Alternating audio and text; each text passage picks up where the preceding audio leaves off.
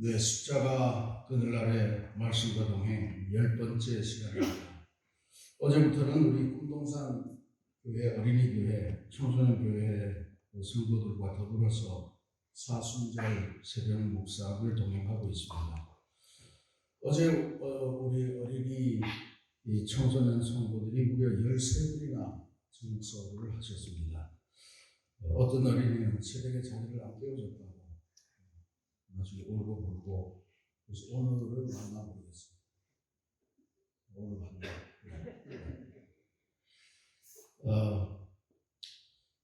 이런 새벽 여행을 하는 어린 성도들에게는 날마다 선물이 주어지는 것도 괜찮겠다 이런 생각이 들어요. 그래서 혹시 마음이 동하시는 성도님들은 알려주시면 저희들이 아마 매일같이 이렇게 스티커에 도장을 찍으면서 그렇게 가고 있는 것 같은데 모아서 저희들이 자녀들의 사순절 새벽 묵상 동행을 축하하는 선물을 드리면 참 좋겠다 그런 생각도 해봤습니다.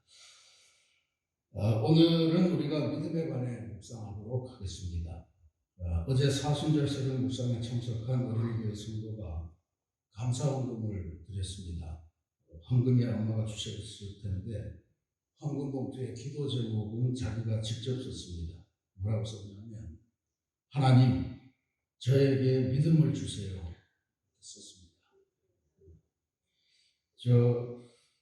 대단한 고백이고 믿음이다 그런 생각을 했습니다. 왜냐하면 하나님이 주셔야 된다는 거죠. 믿음은 하나님의 것이고 또 하나님께서 주셔야 받을 수 있는 것이다. 내 안에서 자동으로 생성되는 게 아니다 라고 하는 그런 고백 아닙니까? 그래서 오늘 우리가 묵상하는 믿음의 정의에 아주 꼭 들어맞는 그런 기도라 이렇게 확신을 합니다. 근데 여러분 믿음이 무엇입니까? 이게 참 알듯 말듯 머리에서는 뱅뱅 돌고 입에서도 뭐 튀어나올 것 같은데 잘 안 되고 말로 설명하기에는 좀 못한 뭐 그런 느낌을 갖죠. 맞습니다. 그게 믿음인 것 같아요. 믿음은 히브리서 저자도 오늘 우리가 이 유명한 말씀을 읽었습니다만 히브리서 저자도 믿음이 정의를 내린다고 되는 게 아니고 정의를 내리긴 내리지만 그래도 결국 믿음의 사람들이 걸어간 그 삶의 모습을 봐야 결국은 믿음이 뭔지를 서서히 깨달아간다 하는 것을 알려주는 것 같아요. 이게 히브리서 11장이 믿음장, 이제 우리가 흔히 그렇게 알고 있는데 앞에 딱 석 절만 믿음이 무엇인가 한 걸 이야기하고 나머지는 전부 다 아브라함이 어떻게 살았고 라합은 어떻게 살았고 전부 다 이렇게 믿음의 사람들이 걸어간 발걸음을 그렇게 이야기합니다. 오늘 이 새벽에 우리가 다 볼 수는 없지만 그래도 히브리서 저자가 아주 간단하게 믿음이 무엇인지를 정리하려고 한 그 내용을 오늘 이 아침에 함께 공부하면서 묵상하려고 합니다. 유명한 정의죠. 히브리서 11장 1절의 말씀입니다. 믿음은 바라는 것들의 실상이요 보이지 않는 것들의 증거니 선진들이 이로써 증거를 얻었느니라. 우리가 자주 인용하지만 그렇게 이해하기가 쉬운 구절만은 아닙니다. 근데 이 믿음의 정의를 잘 이해하셔야 험난한 세상을 이길 올바른 힘을 갖게 되는 줄로 믿습니다. 이 구절은 바라는 것 그리고 보이지 않는 것 이게 대꾸를 이루면서 실상과 증거 이게 이제 또 하나의 대꾸를 이루죠.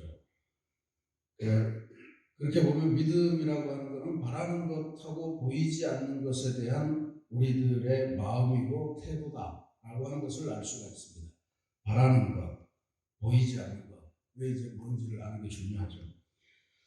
바라는 것이라고 하는 것은 히브리서를 통해서 보면 다른 곳에서는 소망이라고 그렇게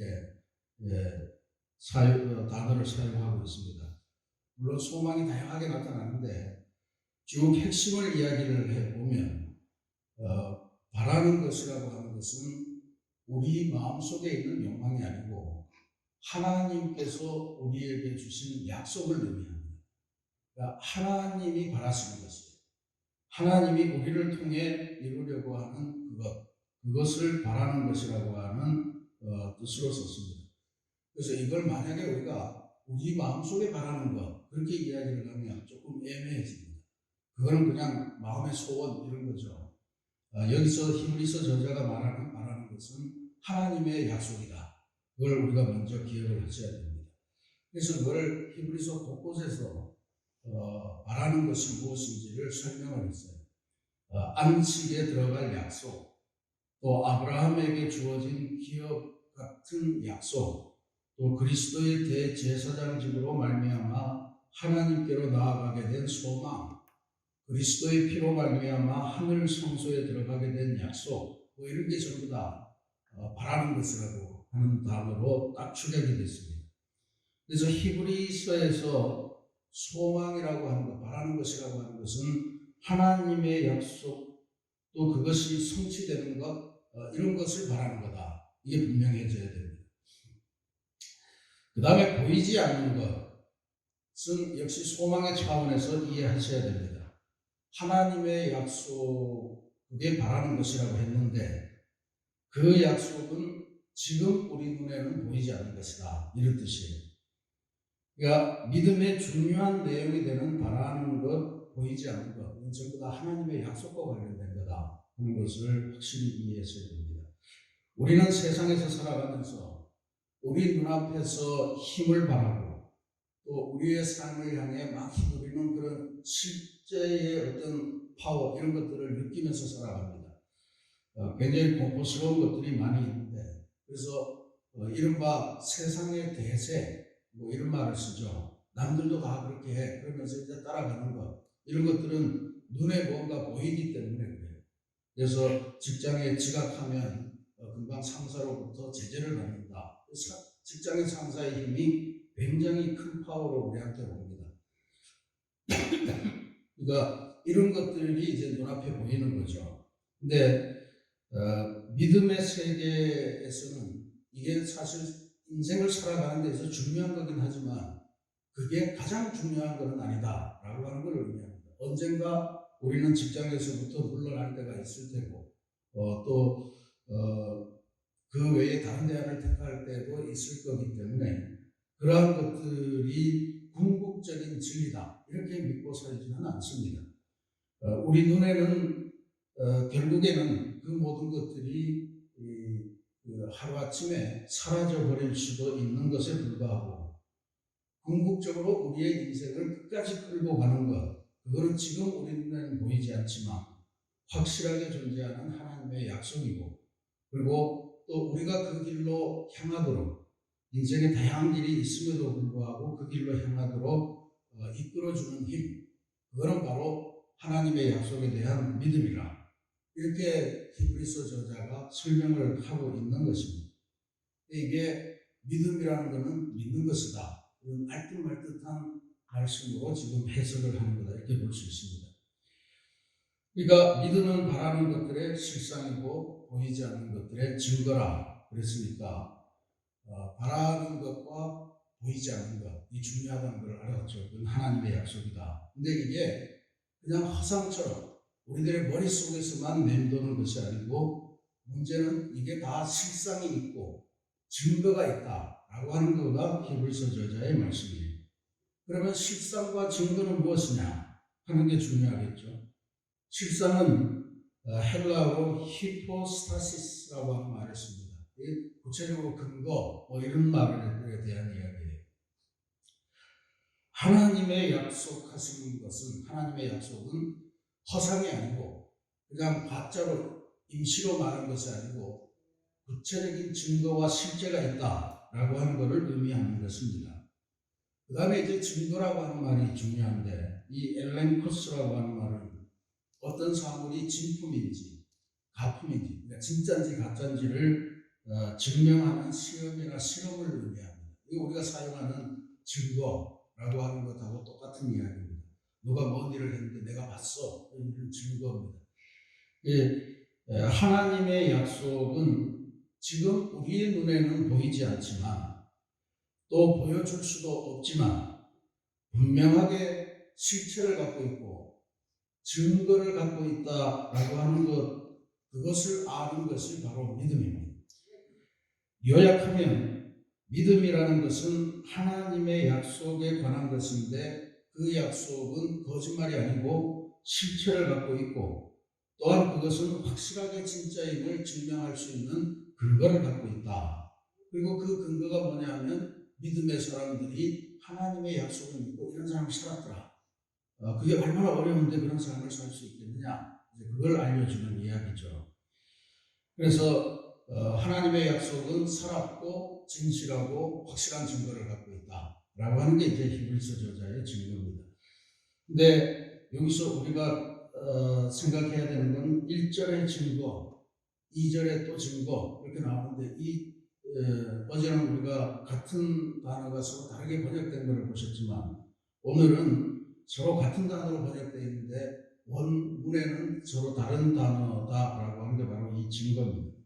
1절의 증거는 엘렌코스, 그러니까 실험, 진짜인지 가짜인지 알아보는 그런 것이라면 2절의 증거는 조금 다른 의미예요. 마르투레오라고 해서 순교자를 말할 때 사용되는 그 단어가 사용이 됩니다. 이거는 증언하다, 증언하다. 그리고 인정받다, 칭찬받다, 뭐 이런 뜻을 가지고 있습니다. 선진들이 이로써 증거를 얻었느니라 이렇게 이야기하잖아요. 선진들이 이로써, 즉 믿음으로써 증거를 얻었다라고 하는 말은 선진들이 이로써 증언을 하였다 혹은 선진들이 믿음으로써 하나님의 칭찬을 받았다 이런 뜻입니다. 그게 이제 전체적으로 이야기한 말씀드린 대로 그렇습니다. 보이지 않고 그리고 내가 지금 알 수 없어도 누군가에게 보여줄 수 없어도 믿음이라는 게 증거를 갖고 있고 그 믿음은 확실하게 진짜라고 하는 것을 뭘로 인정하느냐? 바로 믿음의 사람들이 살아갔던 그 삶, 온갖 굴곡을 이기고 승리했던 그 삶, 그래서 하나님의 칭찬을 받았던 그 삶으로서 우리가 알 수 있다. 그래서 히브리서 11장 전체를 보면 그래서 그게 우리에게 주어진 것이구나 하는 것을 알 수 있는 겁니다.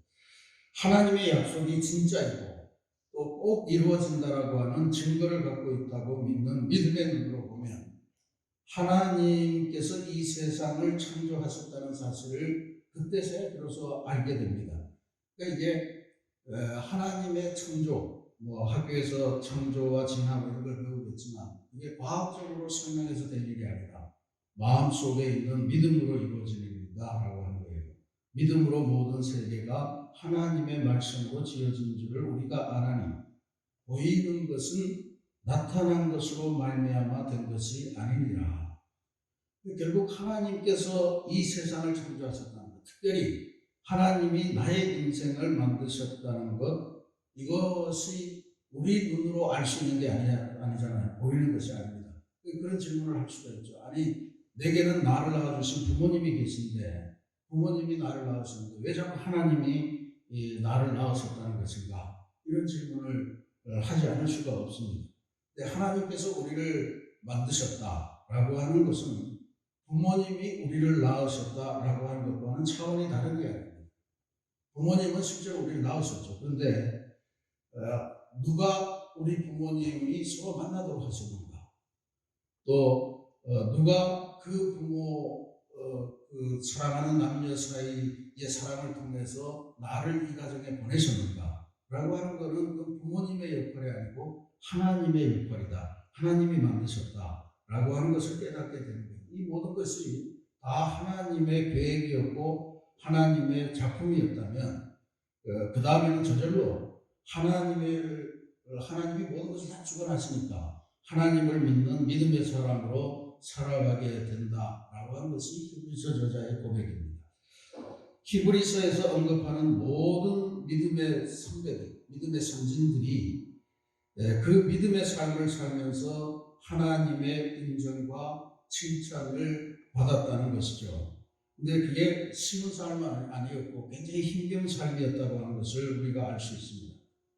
단 하나 아브라함의 예만 들어봐도 아브라함은 하나님을 믿는 믿음 때문에 그의 삶에 아주 큰 근거가 되는 아버지 집, 또 고향, 이것을 그냥 떠나서 알 수 없는 곳으로 갔다 이런 이야기죠.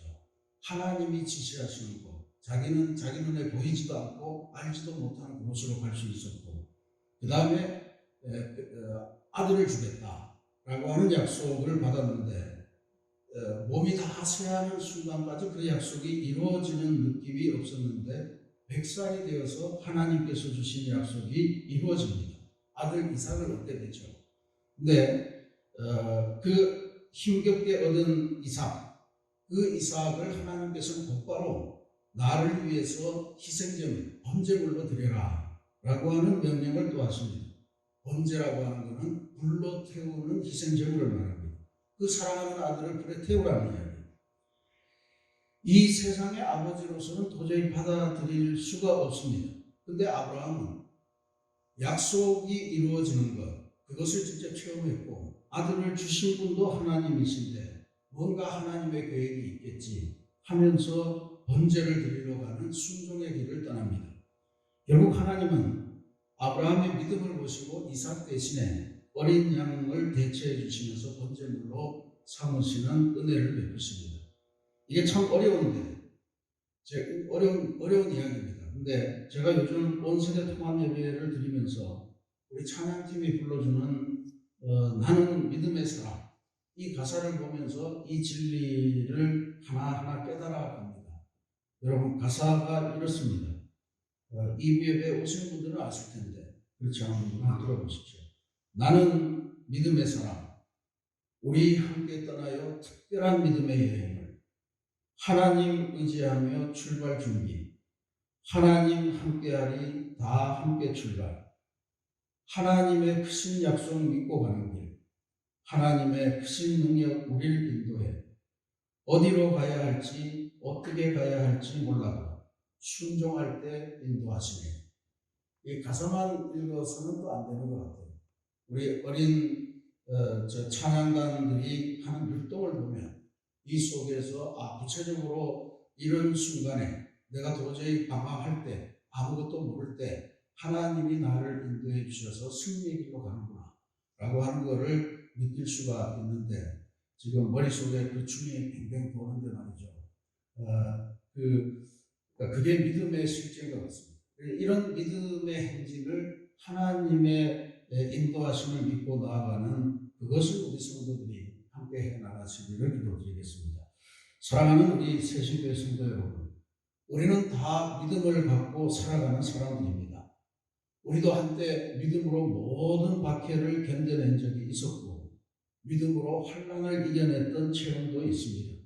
앞으로도 그런 사람들이 많을 거예요. 눈물 나도록 감사한 기도의 제목들, 성취의 제목들도 많이 경험했습니다.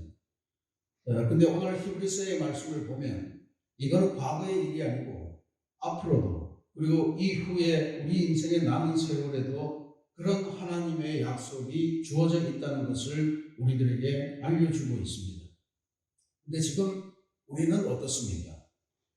믿음, 이 단어에 가슴이 뛰십니까? 하나님이 나를 위해서 이루실 이런 계획이 있대. 하나님이 나와 함께 하신다는 그런 증거가 있대. 결국은 나는 승리의 길로 가는 거래 라고 하는 그 가슴팀이 우리에게 있을까요? 혹시 그때는 그랬는데 하면서 지금은 식은 열정, 흐려진 믿음으로 전전긍긍하면서 세상의 대세에 매여서 살아가고 있지는 않습니까? 분명한 것은 하나님께서 나를 향한 그 약속, 그게 여전히 살아있고 여전히 우리 눈에 보이지 않아도 그것은 분명하게 이루어진다는 것을 확실하게 믿으시기를 바랍니다. 특별히 지금 내 삶에서 뭔가 깝깝한 면이 있다든지 뭔가 실망되는 게 있다든지 절망되는 게 있다고 한다면 나에게 주어진 이 시련을 볼 때 하나님께서 나를 부르시는구나, 하나님께서 갖고 계신 그 계획을 이루시기를 원하시는구나, 하나님께서 원하시는 새로운 삶이 있구나 하는 것을 깨달으시기를 간절히 부탁드리겠습니다. 그래서 하나님의 말씀이 인도하는 믿음의 사람, 그 믿음의 사람의 행진, 가슴 뛰면서 하나님의 손을 붙들고 푯대를 향해 나아가는 그런 복된 사순절의 하루가 되시기를 주님의 이름으로 축원합니다.